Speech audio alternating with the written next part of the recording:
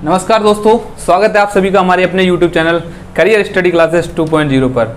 मैं संदीप यादव आप सभी लोगों के सामने हाजिर हूं मैथ के सेशन को लेकर। आज का जो सेशन है वो मैथ का सेशन है। जैसा कि आप सभी लोगों ने पिछली दो क्लासेस के बारे में जाना जिसमें हम लोगों ने डिस्कस किया नंबर सिस्टम के बारे में। हमने सीखा क्लासिफिकेशन ऑफ नंबर, जिसमें हमने नंबर्स को डिवाइड किया था, डेसिमल नंबर्स को भी जाना था, और जो रियल नंबर, इमेजिनरी नंबर और प्राइम और coprime, rational number, irrational number, इन सभी के बारे में जाना। आज जो शुरू कर रहे हैं वो जितना भी हमने पिछली दो क्लासों में पढ़ा आज उसका एक तरह से मान लीजिएगा सारा का सारा रिवीजन होगा। आपके स्क्रीन पर सामने क्वेश्चन फ्लैश होंगे और आपको उनको जस्ट 2 सेकंड आपको उनके आंसर देने होंगे।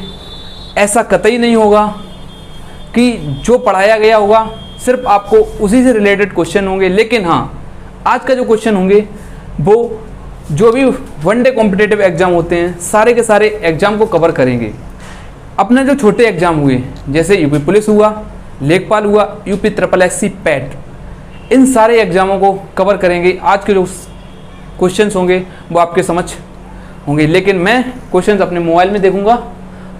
चलिए, आपके सामने क्वेश्चन नंबर 1 फ्लैश हो रहा होगा।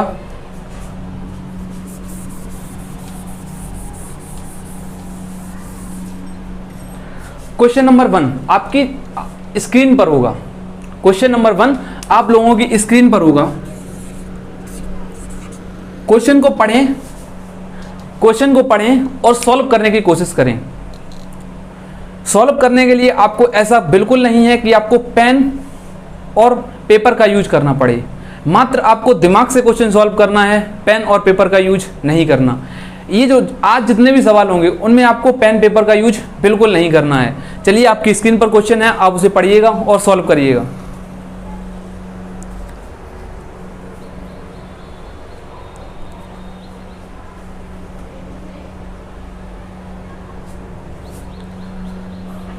आप लोगों की स्क्रीन पर क्वेश्चन है, मैं पढ़ के बता रहा हूं।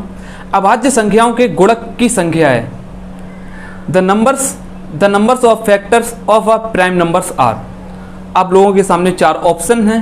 पहला जो ऑप्शन है वो ऑप्शन है 2, दूसरा ऑप्शन है 3 और तीसरा है अभाज्य संख्या पर निर्भर करता है, और जो चौथा ऑप्शन है उल्लेखित कोई नहीं है। आप लोगों को स्क्रीन पर क्वेश्चन दिख रहा होगा, आप कमेंट करिएगा, अपने आंसर्स को कमेंट करिएगा।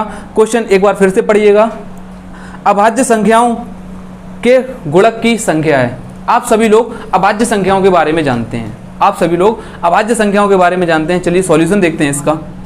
आप लोग अभाज्य संख्या यानी कि प्राइम नंबर के बारे में जानते हैं।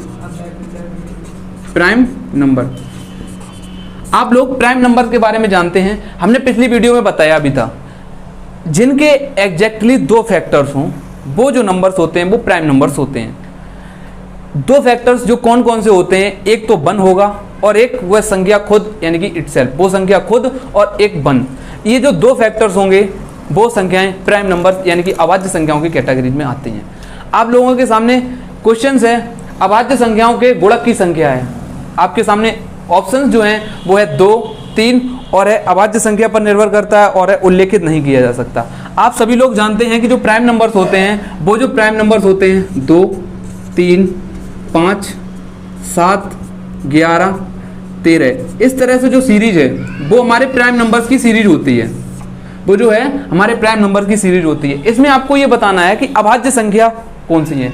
हमारे सामने अभाज्य संख्याएं सारी की सारी संख्याएं अभाज्य संख्याएं ही हैं, लेकिन हमें इसमें बताना है कि वह संख्या जो अभाज्य संख्या का गुणक भी है। लेकिन हमें सबसे पहले जो छोटी संख्या है वो अभाज्य संख्या 2 है, इसलिए इस क्वेश्चन का जो आंसर होगा वो होगा ऑप्शन ए। आपको इन सवालों में पेन का यूज कतई नहीं करना है, मात्र दिमाग से सोचिए और क्वेश्चंस आप सभी लोग तुरंत सॉल्व कर लेंगे। ऐसे ही आपके सामने क्वेश्चन नंबर 2 आप लोगों की स्क्रीन पर हाजिर है। क्वेश्चन नंबर 2 आप लोगों की स्क्रीन के सामने दिमाग लगाइए और सॉल्व करिए। लेकिन पेन और पेपर का यूज नहीं करना है। क्वेश्चन है संख्या एक है, संख्या एक है मतलब कि जो नंबर 1 है वह क्या है, नंबर 1 है वह क्या है। आप लोगों के सामने ऑप्शन है, अभाज्य संख्या है, संयुक्त संख्या है यानी कि जो कंपोजिट नंबर यानी कि जो भाज्य संख्याएं होती हैं, जो भाज्य संख्याएं होती हैं वो उन्हीं को हम बोलते हैं संयुक्त संख्या। अगर आपको पूछ लिया जाए कि संयुक्त संख्या क्या होती है, संयुक्त संख्या काफ़ी कम लोग जानते हैं कि संयुक्त संख्या क्या होती है, लेकिन भाज्य संख्या हर कोई जानता है। अब इसमें हमें बताना है कि जो संख्या एक है वह क्या है, वह क्या है। आप लोगों के सामने ऑप्शन भी हैं कि वह संख्या अभाज्य संख्या है, संयुक्त संख्या है, ना तो वह अभाज्य है और ना ही वह संयुक्त है और उल्लेखित नहीं किया जा सकता। ये भी आप सभी लोग इसका आंसर बखूबी से दे सकते हो कि जो 1 है, जो 1 है, हमने पिछली वीडियो में पिछले सेशन में पढ़ाया था कि जो 1 है वो ना ही प्राइम है और ना ही कंपोजिट है। मतलब हमने जब जिक्र किया था प्राइम नंबर्स का और जब जिक्र किया था कंपोजिट नंबर,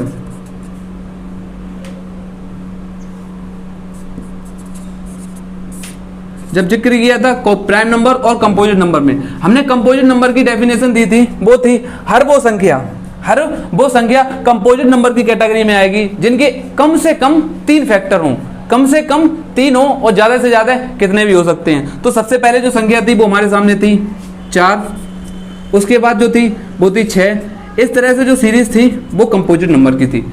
अब ये जो क्वेश्चन कह रहा है कि जो 1 है, जो 1 है वो क्या है, वो ना ही प्राइम नंबर है, देखिए ना इसमें एक नहीं आया यानी कि वो प्राइम नंबर नहीं है, कंपोजिट नंबर भी नहीं है।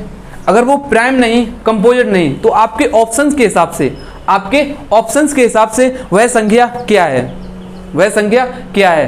तो जायज़ सी बात है ऑप्शन सी इसका सही होगा, मतलब ना ही वह प्राइम है और ना ही वह कंपोजिट है। आपने 2 क्वेश्चन को अच्छे से सॉल्व किया, 2 क्वेश्चन को अच्छे से सॉल्व किया। अब बढ़ते हैं क्वेश्चन नंबर 3 की ओर, अब बढ़ते हैं क्वेश्चन नंबर 3 की ओर। आप लोगों की स्क्रीन पर क्वेश्चन नंबर 3 भी हाजिर है। चलिए ये सवाल आप लोग पढ़िए, उसके बाद देखते हैं इसका आंसर। आपकी स्क्रीन पर क्वेश्चन नंबर 3 क्वेश्चन कह रहा है यह पता लगाइए कि क्या यह सही है या गलत। आपके सामने एक स्टेटमेंट दिया है, उसमें आपको पता लगाना है क्या ये जो बात कह रहा है वह सही है या गलत। क्वेश्चन है सभी अभाज्य संख्याएं विषम होती हैं, सभी अभाज्य संख्याएं विषम होती हैं। आपके सामने ऑप्शन 2 हैं, यह बात बिल्कुल सही है या बिल्कुल गलत। उसमें सिर्फ आपको ये बताना है कि जितनी भी अभाज्य संख्याएं हैं वो ऑड होती हैं। आप सभी लोग जानते हो अभाज्य संख्याएं कौन सी होती हैं, प्राइम नंबर अभाज्य संख्याओं की कैटेगरी में आते हैं। इसमें हमें बताना है कि जितनी भी प्राइम नंबर्स हैं वो सारे के सारे नंबर्स अभाज्य संख्याएं हैं, सारे के सारे नंबर्स जो हैं वो विषम हैं।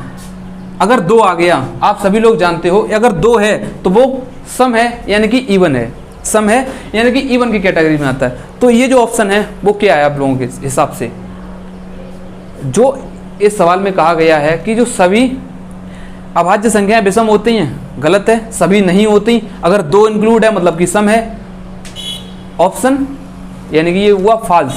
अब आप लोगों के सामने क्वेश्चन नंबर 4 आप लोगों की स्क्रीन पर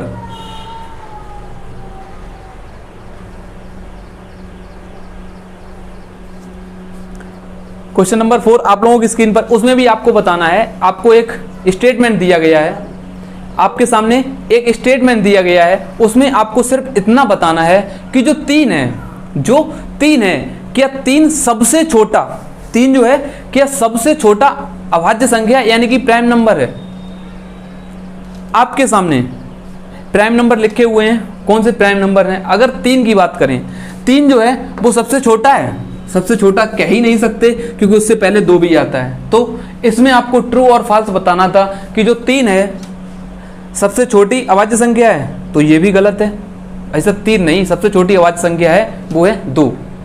आप लोगों के सामने इसी तरह से क्वेश्चन आते रहेंगे, आप लोगों को उनके आंसर कमेंट बॉक्स में जरूर देना है। कमेंट बॉक्स में आप लोगों के आंसर जरूर आने चाहिए, कमेंट बॉक्स में आप लोगों के आंसर आने चाहिए। इसी तरह आप सभी लोगों के सामने क्वेश्चन नंबर 5 क्वेश्चन नंबर 5 हाजिर है। आप इसको भी सॉल्व कीजिएगा और बताइएगा कि कौन सा ऑप्शन सही है।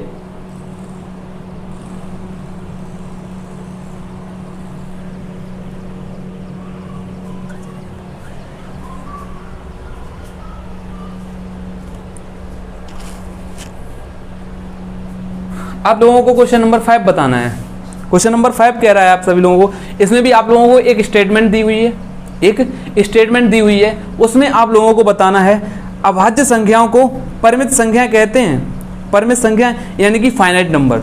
जितने भी अभाज्य संख्याएं हैं क्या उन्हें परिमित संख्याएं कहते हैं, बताइएगा।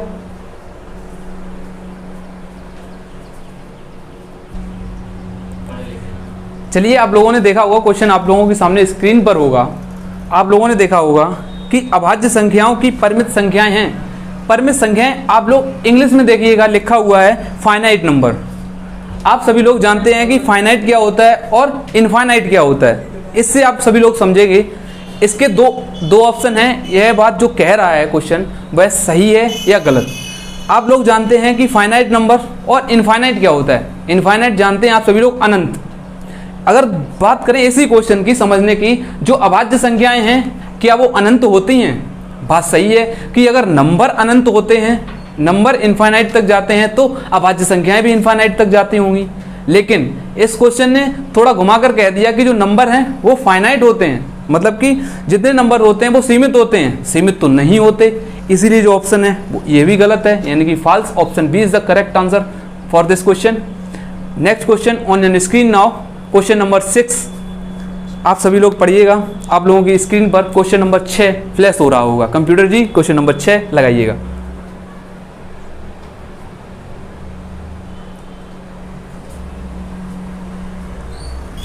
क्वेश्चन नंबर 6 आप सभी लोगों के सामने हाजिर है। क्वेश्चन को पढ़िएगा और आंसर लगाने की कोशिश करें।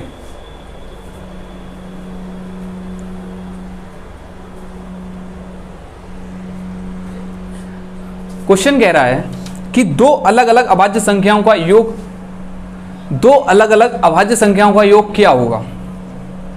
क्वेश्चन को अगर सही से पढ़ने की कोशिश करें, उसका कहने का तात्पर्य सिर्फ इतना ही है कि जो दो अभाज्य संख्याएं हैं अगर उनको जोड़ें तो रिलेशन क्या बनेगा। आप सभी लोगों के सामने ऑप्शन है कि जो अगर अभाज्य संख्याओं को जोड़ेंगे पहला बनेगा तो अभाज्य संख्या ही बनेगा। आपके सामने ऑप्शंस हैं, अगर कहें कि जब दो अभाज्य संख्याओं को जोड़ें तो जो रिलेशन बनेगा वो क्या बनेगा, क्या अभाज्य संख्या बनेगी। ऑप्शन बी कह रहा है कि संयुक्त संख्या बनेगी, यानी कि कंपोजिट नंबर, यानी कि भाज्य संख्या बनेगी। ऑप्शन 3 या तो भाज्य संख्या बनेगी या तो अभाज्य संख्या बनेगी। और ऑप्शन डी है उल्लेखित नहीं किया जा सकता।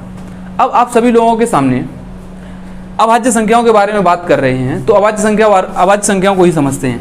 अब अभाज्य संख्याएं ये हैं कुछ इस प्रकार। हमने जोड़ने की कोशिश की, हमने जोड़ा 2 और 3 को, तो बना हमारे सामने 5। उसके बाद हमने जोड़ा 3 और 5 को, दोनों अभाज्य संख्याएं हैं और ऑप्शन बना 8। अब यहाँ से एक चीज क्लियर हुई, अगर कहना चाहें ये जो 5 है ये क्या है, प्राइम नंबर है। ये जो 8 है ये क्या है, कंपोजिट नंबर है।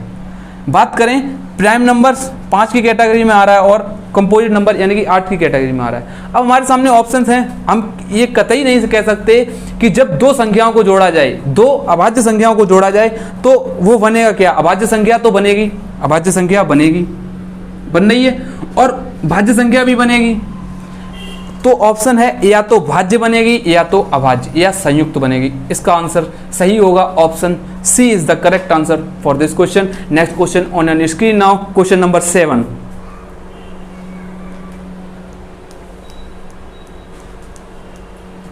आप सभी लोगों के सामने क्वेश्चन नंबर 7 हाजिर है, उसे पढ़ें और सॉल्व करने की कोशिश करें। इन क्वेश्चंस में ये जो आज जितने भी क्वेश्चन कराए जा रहे हैं उसमें आपको पेन और पेपर का यूज नहीं करना है। आपको सिर्फ वह क्वेश्चन कराए जा रहे हैं जैसा कि आपने पहली और दूसरी क्लास में पढ़ा, उन्हीं को, मतलब हमने जो क्लासिफिकेशन ऑफ नंबर सीखा, उन्हीं पर आधारित क्वेश्चन हम इस क्लास में कर रहे हैं। आपके सामने क्वेश्चन नंबर 7 हाजिर है, उसको करिएगा।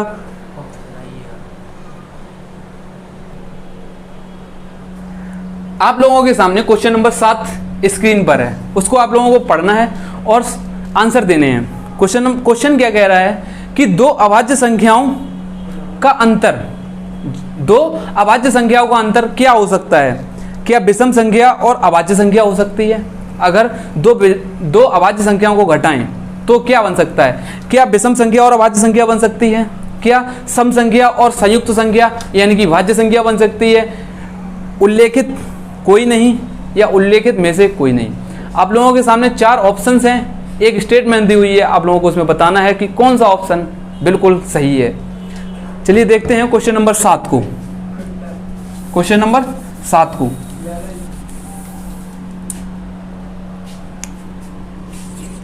क्वेश्चन 7 आप लोगों को इसमें यह बताना है कि जो प्राइम नंबर्स हैं अगर उनका डिफरेंस लिया जाए, तो हमारा कौन सा ऑप्शन है जो बिल्कुल सेटिस्फाई हो जाएगा। चलिए देखते हैं। हमने लिखा 5 और 3, इनमें डिफरेंस जाना, तो हमारे पास डिफरेंस आया 2 का। अगर बात करें 2 की, तो ये 2 है वो क्या है?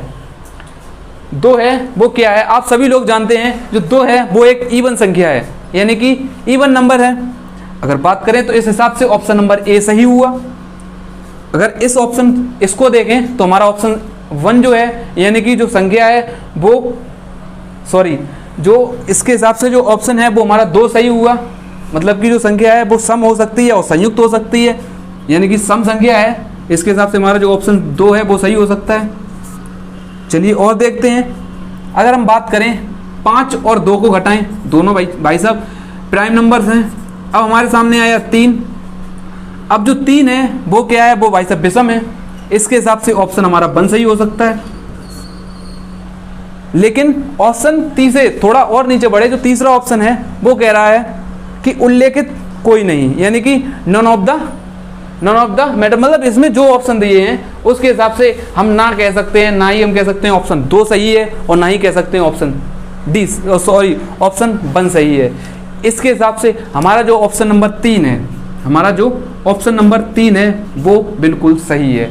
क्वेश्चन नंबर 7 का जो ऑप्शन नंबर 3 मतलब हम उल्लेखित ही नहीं कर सकते कि इसका जो ऑप्शन है वो कौन सा सही है। लेकिन आप एक चीज जान चुके होंगे कि अगर हम 2 प्राइम नंबर्स का डिफरेंस लेते हैं, 2 प्राइम नंबर्स का डिफरेंस ले सकते हैं, हो सकता है वो संख्या इवन आ जाए और हो सकता है वो संख्या ऑड आ जाए। चलिए क्वेश्चन नंबर 8 यानी कि next question on an screen now. Question number 8 आप सभी लोगों के सामने हाजिर है, उसको पढ़ें और सॉल्व करें, but without pen and paper. आप सभी लोग क्वेश्चन नंबर 8 को सॉल्व करिएगा।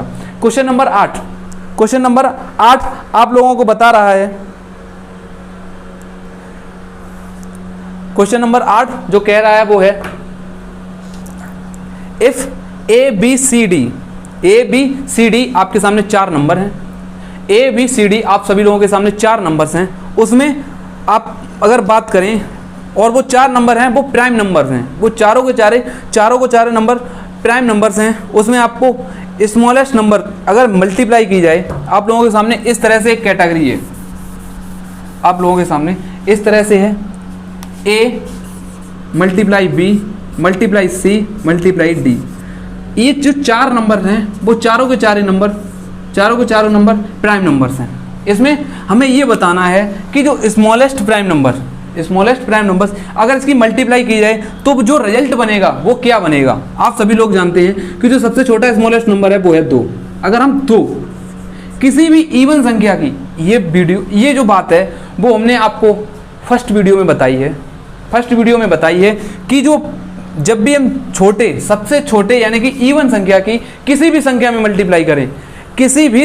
मल्टीप्लाई करें अगर हम इवन संख्या की, तो जो हमेशा रिजल्ट बनता है वो इवन ही रिजल्ट बनता है।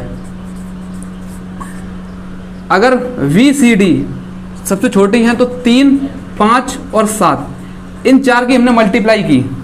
अगर 2 अगर एक सम संख्या है तो जो रिजल्ट बनेगा वो हमेशा ही सम संख्या बनेगा।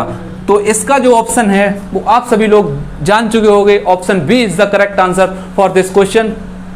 क्वेश्चन नंबर 8 का जो आंसर है वो इवन संख्या यानी कि सम संख्या। जब भी हम किसी भी संख्या का मल्टीप्लाई किसी भी संख्या में करें अगर एक संख्या उसमें कहीं भी आपको इवन दिख जाए तो उस पूरी संख्या का रिजल्ट जो बनेगा वो हमेशा इवन ही बनेगा। इसलिए इस क्वेश्चन का आंसर जो है वो ऑप्शन नंबर 2 यानी कि इवन संख्या। आप सभी लोगों के सामने क्वेश्चन नंबर 9, ये जो था वो क्वेश्चन नंबर 8 था। अब आप सभी लोगों के सामने क्वेश्चन नंबर 9 स्क्रीन पर प्लेस हो रहा होगा। आप सभी लोगों को वह क्वेश्चन पढ़ना है और उसे सॉल्व करना है। चलिए लगाइए दिमाग।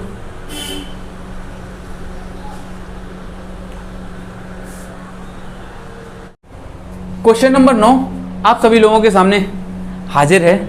आपको उसमें ये बताना है, क्वेश्चन नंबर 9 में आप सभी लोगों को इसमें ये बताना है, स्क्रीन पर क्वेश्चन है, आप उसे पढ़िएगा।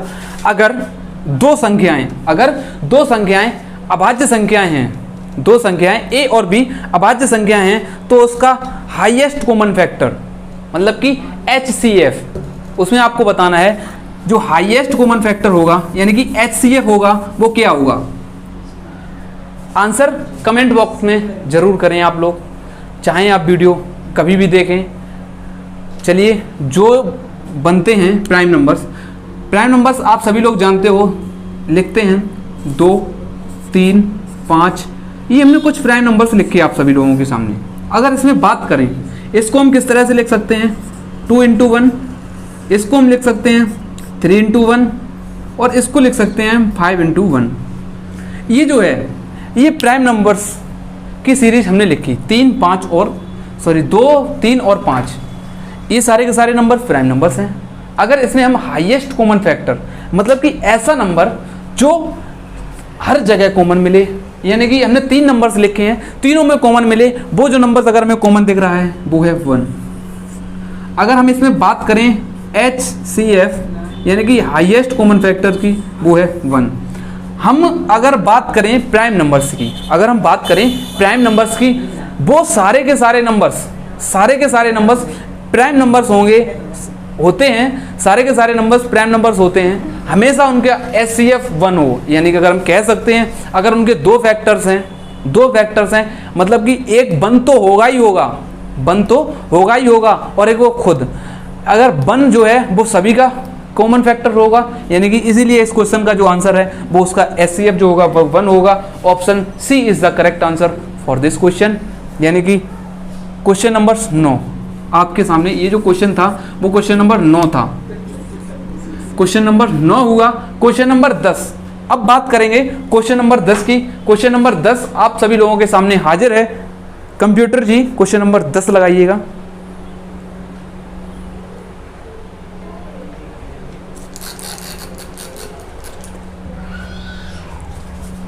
चलिए क्वेश्चन नंबर 10 आप लोग लगाइएगा।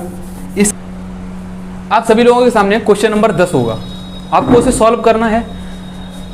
क्वेश्चन नंबर 10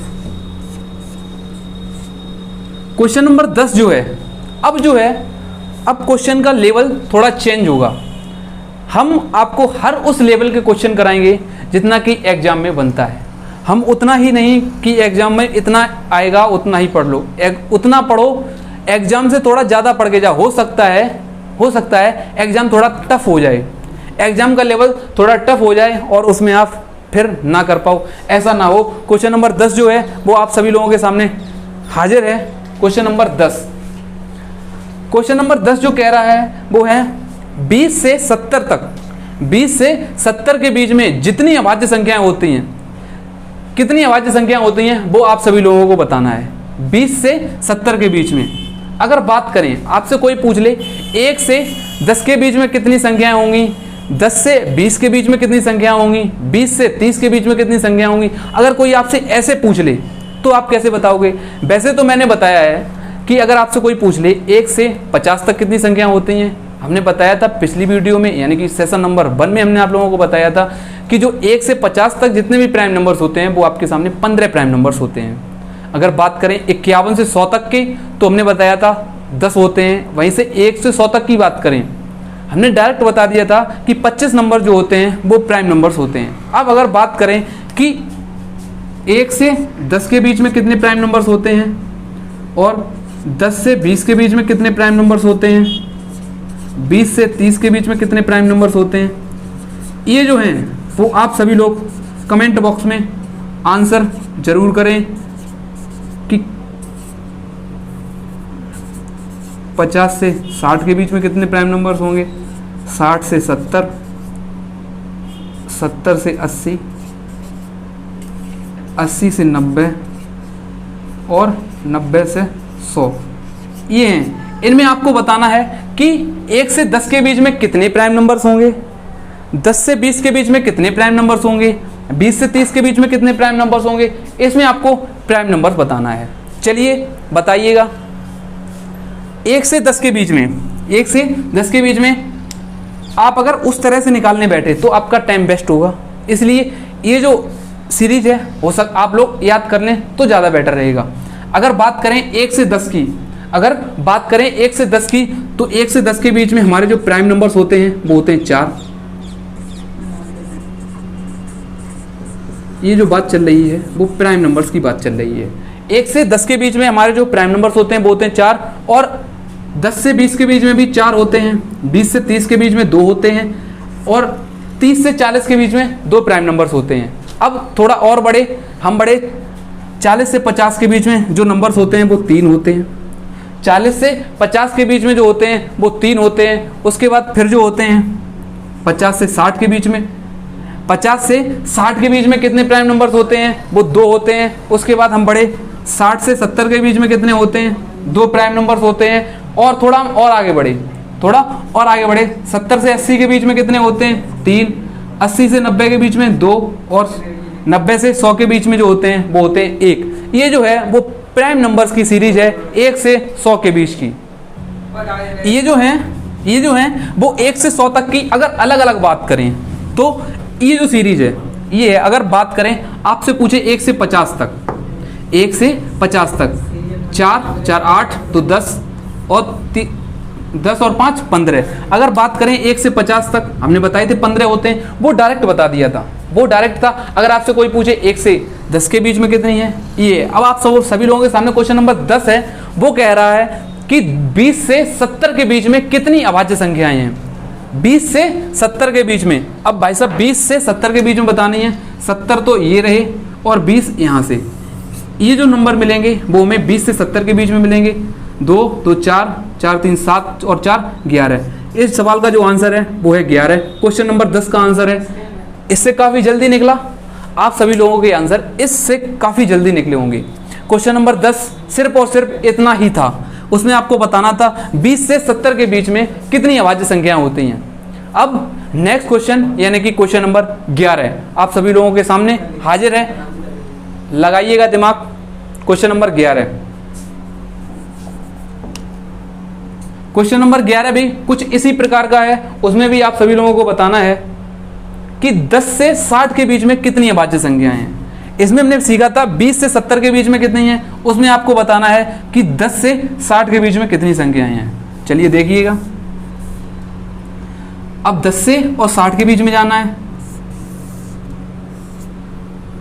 10 से शुरू हुआ 60 तक, इसमें आपको बताना है कि कितनी अभाज्य संख्याएं हैं। इनको आप जोड़िएगा, बस आंसर 4 2 6, 6 2 8, 8 और 5 13। अगर क्वेश्चन नंबर 11 की बात करें उसका आंसर होगा 13। बेहद सरल तरीके से आप बता सकते हो कि कितने भी पूछ ले, 100 तक पूछ ले तो आप बता दोगे। आपसे पूछ ले 20 और 30 के बीच में कितनी संख्याएं हैं, आप सारी की सारी संख्याएं बता दोगे इससे। अगर डायरेक्ट पूछता है कि 100 तक कितनी होंगी, वो भी आपको बता दिया। 200 तक कितनी होंगी, वो भी आपको बता चुके। अगर हो सकता है 1000 तक पूछ ले, मैं वो भी आपको बता चुका हूँ। क्वेश्चन नंबर 11 हुआ। अब क्वेश्चन नंबर 12, क्वेश्चन नंबर 12 आपके सामने हाजिर है।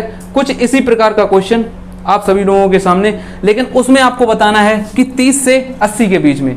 ये क्वेश्चन आप सभी लोगों के लिए होमवर्क के तौर पर छोड़ा जा रहा है। क्वेश्चन नंबर 13, क्वेश्चन नंबर 13 जो है वो आप सभी लोगों, 12, क्वेश्चन नंबर 12 जो है वो आप सभी लोगों के लिए होमवर्क के लिए छोड़ा जा रहा है।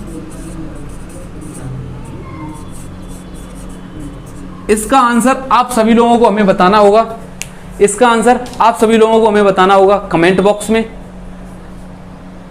क्वेश्चन नंबर 12 का आंसर सभी लोग दें। मात्र क्वेश्चन में कुछ नहीं है, उसमें आपको बताना है कि 30 से 80 के बीच में, क्वेश्चन है 30 से 80 के बीच में कितनी अभाज्य संख्याएं हैं। इसका आप यूज करें, इसका आप यूज करें और बेहद सरल तरीके से इसका भी आंसर आप सभी लोग बता सकते हो।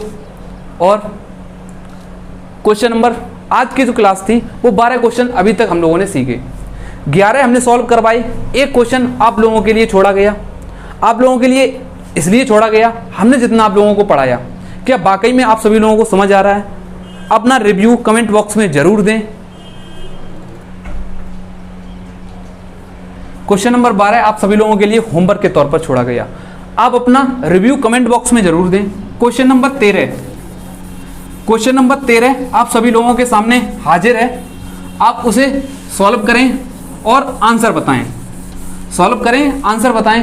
क्वेश्चन आप लोगों के सामने है, क्वेश्चन आप सभी लोगों के सामने है 110 तक की सभी अभाज्य संख्याओं का अगर एक साथ गुणा किया जाए, अगर गुणा किया जाए तो जो लास्ट अंक होगा वो क्या होगा? क्वेश्चन नंबर 13 आप सभी लोगों की स्क्रीन पर होगा। अगर 110 तक की सभी अभाज्य संख्याओं का अगर मल्टीप्लाई किया जाए तो जो लास्ट डिजिट यानी कि यूनिट डिजिट जो होगा वो क्या होगा? आप सभी लोग एक चीज सीखें, अगर हम किसी भी नंबर्स की मल्टीप्लाई करते हैं, अगर हम लिखें अगर 5 की अगर हम किसी भी इवन संख्या में मल्टीप्लाई करते हैं, अगर मल्टीप्लाई करते हैं तो हमेशा जो बनता है वो 0 बनता है। अगर हम 5 की किसी भी ऑड संख्या में मल्टीप्लाई करते हैं तो हमेशा उसका जो लास्ट डिजिट होगा वो हमेशा ऑलवेज 5 होगा। अच्छा, एग्जाम्पल से सीखते हैं इस चीज को। 5 का अगर हमने मल्टीप्लाई किया 4 में, 20 हुआ, लास्ट डिजिट हमेशा 0 बनेगा, ऑलवेज 0। अगर 5 का मल्टीप्लाई करें किसी भी ऑड संख्या में तो हमेशा लास्ट डिजिट जो होगा वो 5 होगा और इसका जो लास्ट डिजिट होगा वो हमेशा 0 होगा। ये चीज़ आप लोगों ने समझी होगी। अब इसी से आप सभी लोग बता सकते हो कि 110 तक की सभी अभाज्य संख्याओं का अगर मल्टीप्लाई किया जाए तो लास्ट डिजिट क्या होगा? ये जो क्वेश्चन है वो आया हुआ है CHSL 2018 में आया हुआ क्वेश्चन है, क्वेश्चन नंबर 13। अब एग्जाम का लेवल ऊपर तक जाएगा। अब जो है वो शुरू कर रहे हैं, ऐसा मान लीजिएगा अब शुरू हो रहा है सीखने का प्रोसेस। चलिए अब जो है क्वेश्चन नंबर 13 आपको बताना है 1 से 110 तक की जितनी भी अभाज्य संख्याएं होती हैं उसमें जो है वो उसका लास्ट डिजिट क्या होगा। आप सभी लोग जानते हो कि जो भी अभाज्य संख्याएं होती हैं वो 2 से शुरू होती हैं, 2 हुआ, 3 हुआ, 5, 7, 11। ये जो सीरीज है यही सीरीज जो है अभाज्य संख्याओं की है ना। अगर हम बात करें 2 से शुरू करते हैं, अगर 2 का हम किसी भी संख्या में मल्टीप्लाई करते हैं और इसमें हमें 2 भी दिखा और 5 भी दिखा, अगर हमने इसकी मल्टीप्लाई कर दी तो हमेशा जो लास्ट डिजिट होगा वो ऑलवेज 0, हमेशा जो होगा वो लास्ट डिजिट 0 होगा। क्वेश्चन नंबर जो 13 है उसका आंसर जो है वो होगा 0। क्वेश्चन नंबर 13 का आंसर जो होगा वो होगा 0। देखिए अब सीखिए, आप 2018 में आया हुआ क्वेश्चन है, इसे कितनी देर में बनाया जा सकता था? अगर आपको ये सारी चीज़ पता है, मात्र और मात्र क्वेश्चन देखते ही देखते आप इसका आंसर बना देंगे। चलिए देखते हैं एक क्वेश्चन और, उसके बाद आज की क्लास का विराम करते हैं। Question number 14 on your screen now.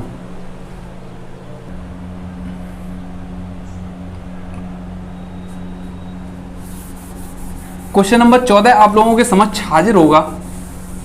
ये जो क्वेश्चन है क्वेश्चन नंबर 14, ये सीपीओ के एग्जाम में आया हुआ क्वेश्चन है, सीपीओ के एग्जाम में आया हुआ क्वेश्चन है, क्वेश्चन नंबर 14।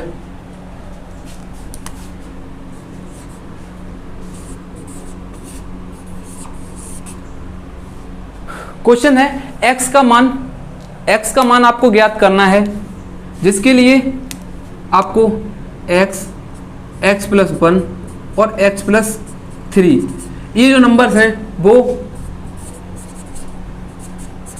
प्राइम नंबर्स हैं।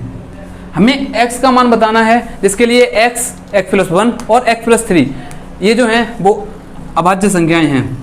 आप सभी लोग जानते हो कि हमें x का ऐसा कौन सा मान रखना चाहिए, x का ऐसा कौन सा मान रखना चाहिए जो x जो है वो भी प्राइम नंबर्स बने, x+1 वो भी प्राइम नंबर्स बने, x+3 ये भी प्राइम नंबर्स बने। आप सभी लोग जानते हो कि हमारे पास सबसे छोटा प्राइम नंबर्स, अगर बात करें सबसे छोटे प्राइम नंबर्स की, वो प्राइम नंबर्स है 2। अगर हम x का मान 2 ही रखते हैं, तो जायज़ सी बात है, अगर इस इक्वेशन में रखते हैं तो x का मान यहाँ से 2 ही निकल के आएगा। और बात करें x+1 की, जब हम x बराबर 2 रख रहे हैं तो 2+1 ये 3 निकल के आएगा। अगर बात करें x+3 की, इसमें हम x का मान हमने 2 रखा और 3 जोड़ा, ये जो बना वो भी 5 बना। आप समझ चुके होंगे कि x का मान अगर 2 रख दें तो हमारे पास इस सवाल के लिए x, x+1, x+2, x+1, x+1 और x+3 इसके लिए जो प्राइम नंबर्स होंगे वो x बराबर 2 सही होगा। चलिए आज का सेशन यहीं तक रखते हैं, आगे जो सवाल होंगे उसका लेवल और बढ़ेगा।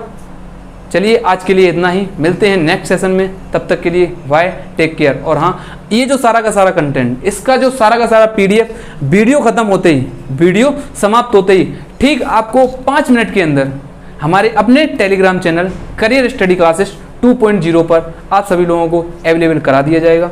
चलिए आज के लिए इतना ही, मिलते हैं नेक्स्ट सेशन में, तब तक के लिए बाय, टेक केयर, जय हिंद प्यारे साथियों।